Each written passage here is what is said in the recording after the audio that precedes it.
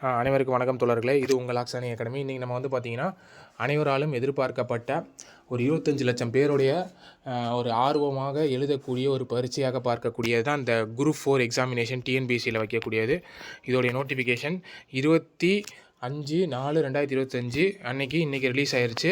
சொன்னபடி இதில் வந்து பார்த்திங்கன்னா நோட்டிஃபிகேஷனை ரிலீஸ் பண்ணியிருக்காங்க டிஎன்பிஎஸ்சி. பட் எல்லாருக்கும் வந்து பார்த்திங்கன்னா எதிர்பார்த்தது வந்து பார்த்திங்கன்னா இப்போ அவங்க ரிலீஸ் பண்ணியிருக்க வேகன்சியை விட 3 மடங்கு அதிகமாக வரும் அப்படிங்கிற மாதிரி எதிர்பார்த்தது. பட் அவங்க பார்த்திங்கன்னா மிகவும் குறைவான ஒரு வேகன்சி தான் அவங்க வந்து விட்டுருக்காங்க. கண்டிப்பாக வந்து பார்த்திங்கன்னா இந்த வேகன்சி போஸ்டிங் அப்போ பார்த்திங்கன்னா இதை விட டபுள் மடங்கு ஆகும் அப்படிங்கிறது உறுதியாக தெரியும். ஸோ அதனால கான்ஃபிடென்ட்டாக நீங்கள் எல்லோரும் ப்ரிப்பரேஷன்ஸில் இருங்க. இது பார்த்திங்கன்னா டேட் உங்களுக்கு எல்லாமே தெரியும். இதில் இருக்கக்கூடிய தகவல்கள் நம்ம இந்த இதில் பார்த்துடலாம். நோட்டிஃபிகேஷன்ஸில் மிகவும் முக்கியமாக இருக்கக்கூடியது என்ன அப்படின்னு பார்த்தீங்கன்னா 25ஆம் தேதி இன்றைக்கி வந்து பார்த்திங்கன்னா நோட்டிஃபிகேஷன் ரிலீஸ் பண்ணியிருக்காங்க. ஏப்ரல் மாதம் கடைசி நாள் வந்து பார்த்திங்கன்னா மே 24ஆம் தேதி நைட்டு 12 மணிக்குள்ளே நீங்கள் வந்து ஃபீஸ் கட்டி எல்லாமே பண்ணி முடிச்சிருக்கணும். ஃபர்ஸ்ட் டைம் இப்போ தான் எக்ஸாம் எழுத போகிறீங்கன்னா உங்களுக்கு வந்து 1 டைம் ரிஜிஸ்ட்ரேஷன் கட்டினீங்கன்னா 3 டைம் ஃப்ரீயாக எக்ஸாம்ஸ் எழுதலாம். இருந்தாலும் பார்த்தீங்கன்னா நீங்கள் பே பண்ணி எழுதுகிற மாதிரி இருந்தாலும் எழுதிக்கலாம். அப்படி இல்லை நான் ஃப்ரீயாக யூஸ் பண்ணிக்கிறேன் அப்படின்னு உங்கள் விருப்பம் தான், நீங்கள் யூஸ் பண்ணிக்கலாம். ஓகேங்களா? கரெக்ஷன் விண்டோலாம் நீங்கள் பண்ணுற மாதிரி கூடாது. ஃபஸ்ட் டைம் பண்ணுற மாதிரியே கரெக்டாக பண்ணிவிடுங்க. கரெக்ஷன் விண்டோலாம் நம்ம யூஸ் பண்ணக்கூடாது. ஓகேங்களா? அதெல்லாம் நம்ம கரெக்டாக பண்ணி விட்ருங்க. அதுக்கப்புறம் டேட் ஆஃப் எக்ஸாமினேஷன் 13ஆம் தேதி எல்லாம் சொல்லிட்டு இருந்தாங்க. பட் ஆனால் இவங்க நோட்டிஃபிகேஷனில் 12 ஜூலை 2025 அப்படின்னு சொல்லிட்டாங்க. அதனாடி 12ஆம் தேதி உங்களுக்கு ஜூலை மாதம் வந்து பரீட்சை இருக்கும். காலையில் 9:30 மணிலேருந்து மதியானம் 3:30 மணி வரைக்கும் உங்களுக்கான பரீட்சைகள். நீங்கள் ஒரு 8:45 போல் எக்ஸாம் சென்டருக்கு ரீச் ஆகிற மாதிரி இருக்கும். அதெல்லாம் நீங்கள் பார்த்துக்கோங்க. ஓகேங்களா? அடுத்து வந்து இதில் என்னென்ன இதெல்லாம் கொடுத்துருக்காங்க வார்னிங் எல்லாமே நீங்கள் இதுதான் எல்லாமே பரீட்சையில் எழுதுகிற அதே வார்னிங் தான்.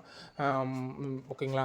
வாட்சஸ் ஸ்மார்ட் வாட்ச் கட்டிட்டு போகக்கூடாது. எந்த பேனா இது இல்லாமல் பிளாக் பேனா தான் எடுத்துகிட்டு போகணும் அப்படிங்கிறது உங்களுக்கு தான் தெரியும். அது மாதிரியான விஷயங்கள் தான் இதில் சொல்லியிருக்காங்க. அடுத்து விஏஓ போஸ்டிங்கு 215 போஸ்டிங்கு இதில் மிகவும் பார்க்குறது. அப்புறம் ஜூனியர் அசிஸ்டன்ட்டு 1621 பேருக்கு கொடுத்துருக்காங்க. ஜூனியர் ரெவன்யூ இன்ஸ்பெக்டர் அப்படின்னு சொல்லக்கூடியவங்க 239 பேரும், செக்யூரிட்டிக்கு வந்து 49 பேரும் கொடுத்துருக்குறாங்க. இதெல்லாம் வந்து பார்த்திங்கன்னா மெயினான நிறைய பேர் எடுக்கக்கூடியது. அடுத்த டைப்பிஸ்ட்டு செனோ டைப்பிஸ்ட் வந்து பார்த்திங்கன்னா ஒரு 1100 வேகன்சி. இதில் வந்து பார்த்திங்கன்னா 335 வேகன்சி கொடுத்துருக்குறாங்க. ரொம்பவுமே பார்த்திங்கன்னா குறைவாக தான். ஃபாரஸ்ட் கார்டுக்கு ரொம்ப குறைவு பண்ணியிருக்காங்க. 62 டிரைவிங் லைசன்ஸோட டிரைவிங் ஃபாரஸ்ட் கார்டுக்கு வந்து பார்த்திங்கன்னா 35 அப்படின்னு. அப்புறம் ஃபாரஸ்ட் வாட்சருக்கு 71. ஓகேங்களா? ட்ரைபல் யூத் அப்படின்னு சொல்லிட்டு ஒரு ஃபாரஸ்ட்டில் எடுக்கிறாங்க. வாட்சர் வந்து 24 போஸ்டிங்ஸ் அப்படின்னு சொல்லியிருக்காங்க. இந்த மாதிரியாக மொத்தமாக 3935 வேகன்சி அப்படிங்கிறது இந்த நோட்டிஃபிகேஷனில் கொடுத்துருக்காங்க. ஏஜ் லிமிட் விஓவாக நீங்கள் அப்ளை பண்ணணும் அப்படிங்கிற மாதிரி எலிஜிபிலிட்டியை பார்த்தீங்கன்னா 21 வயது இருக்கணும். மித்த எல்லாத்துக்குமே நீங்கள் வந்து 18 வயது இருந்தால் போதுமானது. அதிகபட்ச ஏஜ் வரும்போது பார்த்தீங்கன்னா அவ்வளோவா எந்த இதுக்குமே நீங்கள் இருக்கணும்னு அவசியம் இல்லை. நீங்கள் வந்து எழுதிக்கலாம். 58 60 வயசு அது வரைக்குள்ளே நீங்கள் எழுதிக்கலாம். ஒன்றும் பிரச்சனையே கிடையாது. ஓகேங்களா? ப்ரைவேட்டில் வேலை பார்த்தாலும் ஒரு வருஷமாச்சும் நான் கவர்மெண்ட்டில் வேலை பார்த்தேன்ற ஒரு கெத்து வேணும்னு நினைக்கிறவங்க கூட இதில் நீங்கள் எழுதிக்கலாம். ஒன்றும் பிரச்சனை இல்லை. நீங்கள் 58 வயசில் உங்களுக்கு முடியாத வரைக்கும் நீங்கள் அழகாக எழுதிக்கலாம் இதில். ஓகேங்களா? அதே மாதிரி சிலபஸை பொறுத்த வரைக்கும் எந்த விதமான சேஞ்சஸுமே கிடையாது. ஏற்கனவே ஷெட்யூல் சேஞ்ச் பண்ணி ஜனவரி மாதத்துலேருந்து நீங்கள் பார்த்துட்ருக்க அதே சிலபஸ் தான். தமிழில் 100 கேள்வி, ஜிகே 75, மேக்ஸ் 25. ஓகேங்களா? அதை மட்டும் நீங்கள் பார்த்துங்க. ஃபாரஸ்ட் கார்டுக்கு மட்டும் கண்ணு வந்து நல்லா தெரிகிற மாதிரி இருக்கணும். டாக்டர் 6:6 ரேஷியோவில் இருக்கணும் அப்படிங்கிற மாதிரி கொடுத்துருக்காங்க.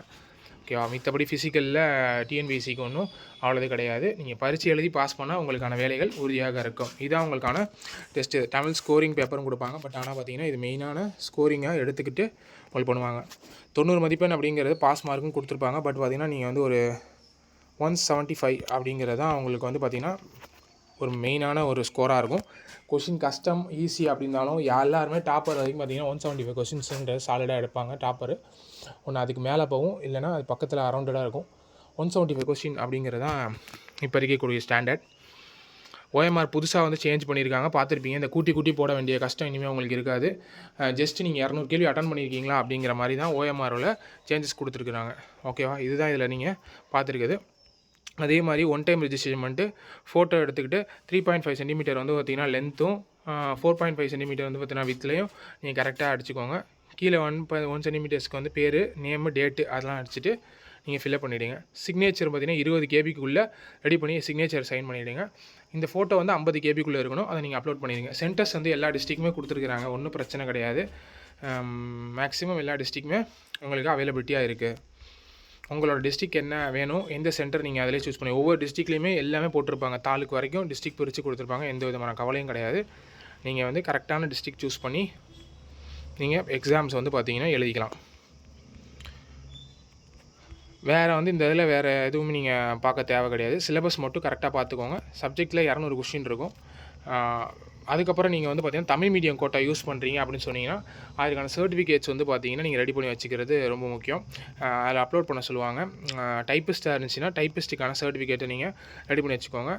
ஒரு ஹையர் ஒரு லோயர் நீங்கள் முடிச்சிருக்கிற மாதிரி இருக்கும். கண்டிப்பாக போத் ஹையர் போத் லோயர் முடிச்சிருந்தாலும் உங்களுக்கு வந்து பெஸ்ட்டு தான். அதை நீங்கள் எழுதிக்கிற மாதிரி இருக்கும். இதில் வேறு எதுவுமே நீங்கள் இதில் கொடுக்கல.